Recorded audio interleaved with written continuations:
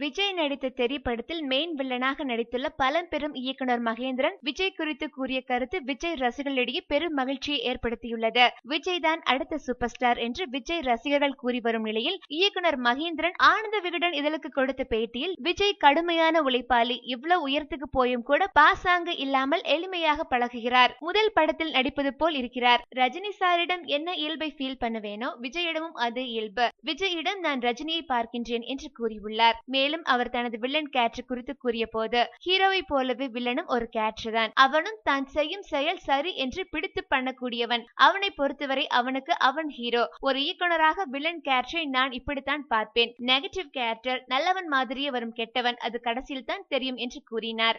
மகேந்திரனின் இந்த பேட்டி விஜய் ரசிகர்களை பெரும் மகிழ்ச்சியை ஏற்படுத்தியுள்ளது. மேலும் இந்த பேட்டி படத்தின் எதிர்பார்ப்பை பல மடங்கு உயர்த்தியுள்ளது என்பது குறிப்பிடத்தக்கது.